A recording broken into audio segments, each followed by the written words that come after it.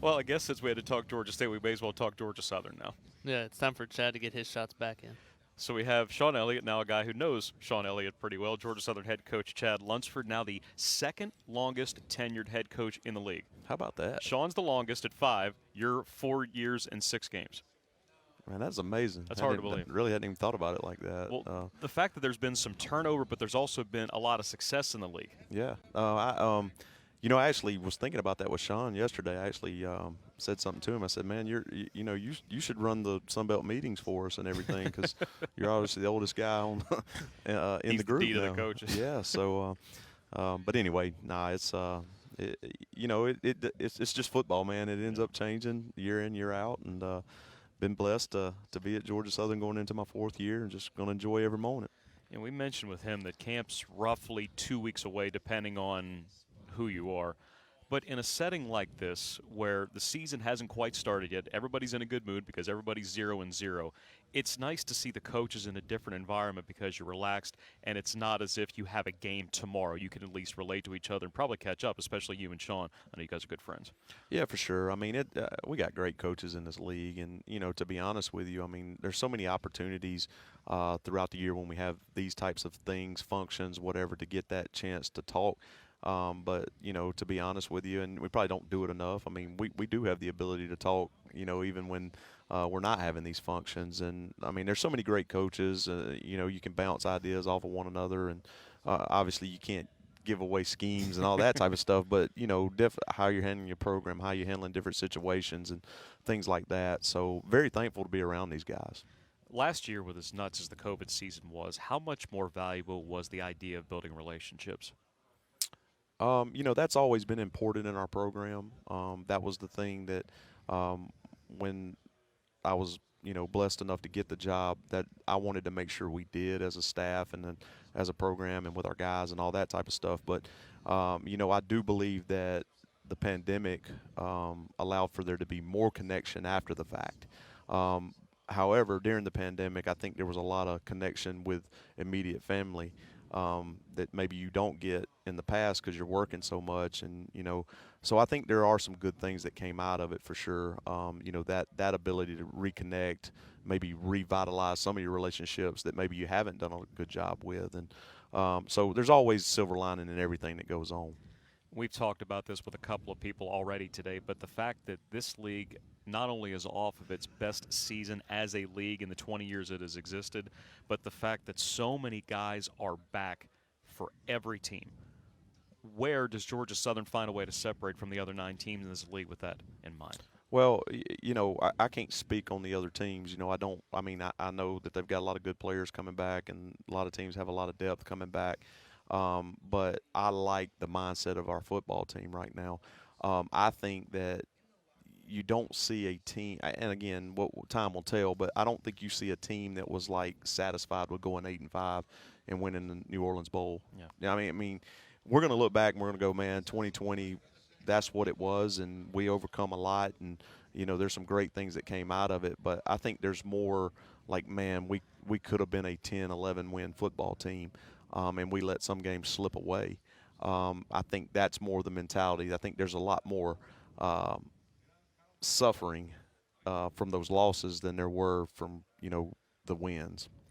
That was a fun day, though. That December the 23rd, not too far away from here, over at the Superdome, just thrashing Louisiana Tech to finish up 8-5, get another bowl ring, get to 3-1 in bowls all time. But with a lot of those guys back, still hungry, still motivated to improve even more on 8 wins, it seems like that will put you in a pretty advantageous position. Oh, for sure. I mean, and the way we won the bowl game, to me, was a great springboard into 21. Yeah. We had played close, tight football games all year. We had done some things that, we try not to have Eagles beat Eagles, but that was happening throughout the season, and would put us in some situations where games were closer than they needed to be, Sure. or we didn't finish some games that we could have won against some powerful teams. But to win the way we did in the bowl game kind of just gave us a new breath. And I think the guys showed their ability, their poise, and what Georgia Southern football should look like. one of the new things that you've started here in 2021 is the number 1 jerseys. The two guys that are here representing Georgia Southern, Todd Bradley Glenn, J.D. King, those are the guys that were chosen to wear that number 1. What does that mean to this program now? Well, I think the number 1 jersey has to be earned. It's really hard to just say you're going to be number 1. Now, I would never say you wouldn't give it to a new guy. You wouldn't give it to a freshman or a recruit coming in because, I mean, we've done that in the past at Georgia Southern. However, the way things unfolded in spring, the way spring semester kind of went, it gave us an opportunity to open up that number 1 and give it to some people that had earned it.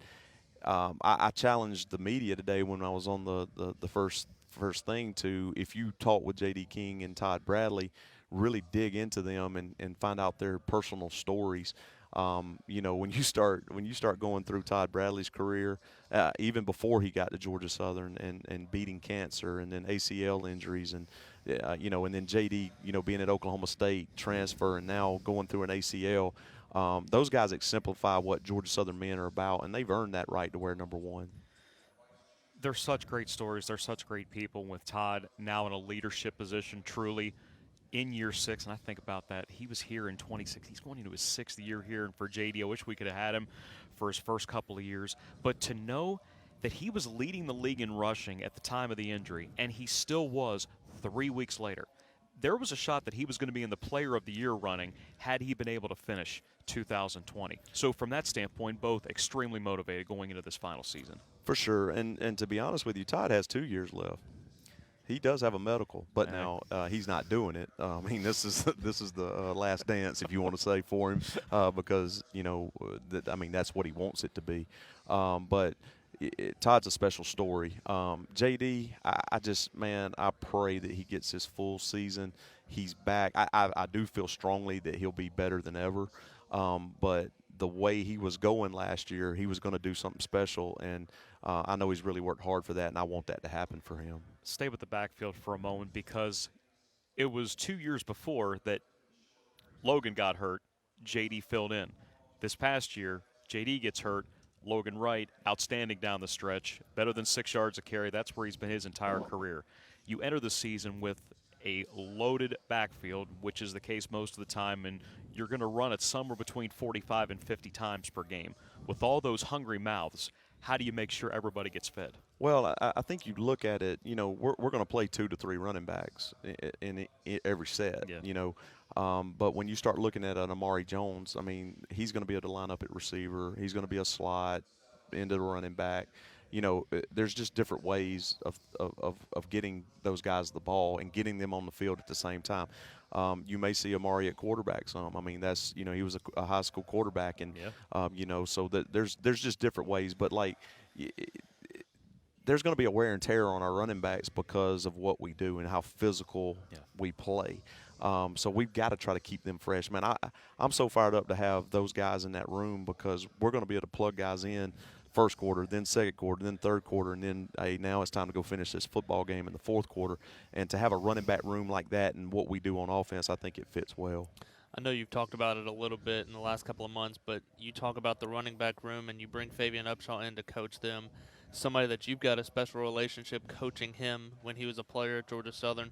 What has he brought to that running back room? Well, I tell you, we lost a good running back coach in Chris Foster, and we lost more than running back coach. I mean, he was associate head coach. I mean, he was my right-hand man. So when we started deciding, hey, we're going to go, we're going to look for a running back coach, I thought it would be a bad move to try to replace Foster. I didn't think that was the right thing, because that's hard to replace, right?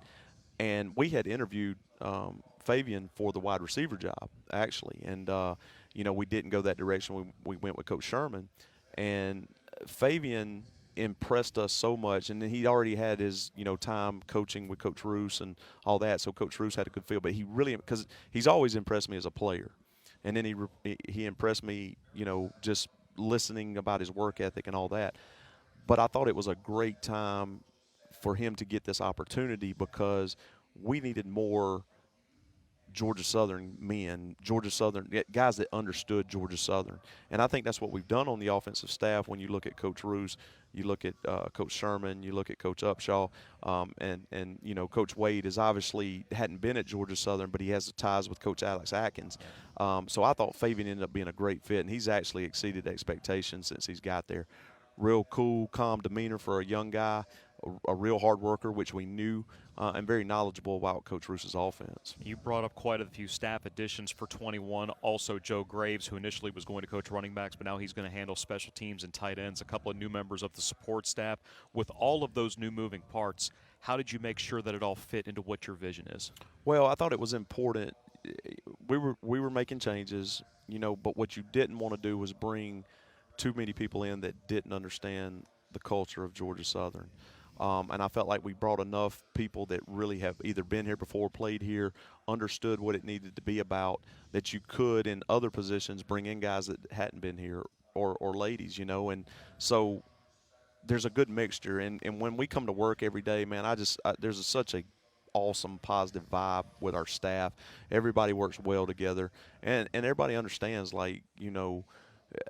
we're going into every single game to win these things, man. We're not going into this thing just to play it close or anything like that. We're going to try to win these football games, and I think everybody understands the expectations at Georgia Southern. The one that you always get asked about, whether it's a pressing issue or if it's a known situation, is who's going to be the quarterback in an option system. With Shai Wertz deciding to go to Louisville to finish up his eligibility, we know that Justin Tomlin has been not really named the starter, but he's appearing to be in position to take that role moving forward. It's still a loaded room, even with James Graham moving to wide receiver. That doesn't mean he won't be asked to play quarterback at some point. For sure. Justin has really worked hard to put himself in position to be the starting quarterback. I just think for our team right now, because it's not a 4-year starter, we're going to miss Shai. It's hard to replace a 4-year starter. You know what I mean? But I just think for our team right now, anytime you lose a 4-year starter, you can't just sit there and say, okay, here's the guy. No, this needs to be open competition. We need to see who the best guy is, who has it in him. Now, if JT ends up being the guy, I don't have any questions about that guy. He's been put in some tough situations where he was brought into games that probably he wasn't put in for success. But when you saw him, when he knew that he was the guy, when you look at FAU and how he played in that game, and then started the App State game before he got hurt, sure. He was really getting in a groove in that game.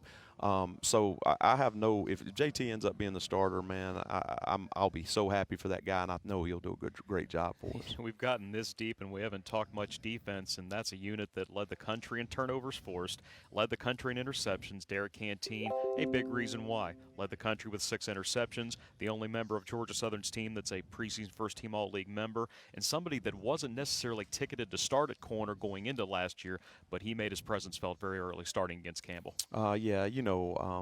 Our defense has been really good, since I've been the head coach here. Coach Sloan and the defensive staff does a tremendous job with our guys and getting our guys ready to play. I think maybe just looking at the all Sunbelt selections, we're probably a little bit underrated, and I could see why. You lose a Rashad Bird, you lose a Raymond Johnson, you lose guys like that. I can see that, but Derek Canteen reminds me of Kendall Vildor. Yeah. He reminds me of a guy that's really worked and earned all of that.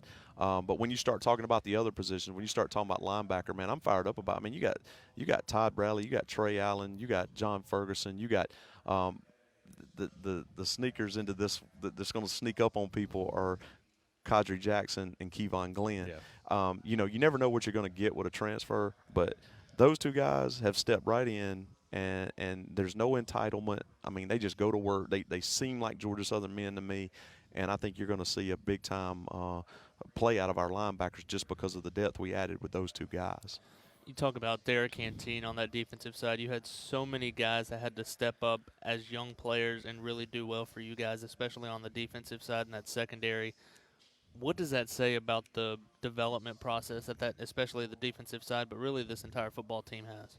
Well, last year was the year of next man up, and we always talk about next man up, but last year was truly that. We thought it was 18, but last year blew it out. Yeah, no question. And so it was great, though, because we were able to play some guys, get some experience with guys, and they really did a good job when it was time for them to step up and play.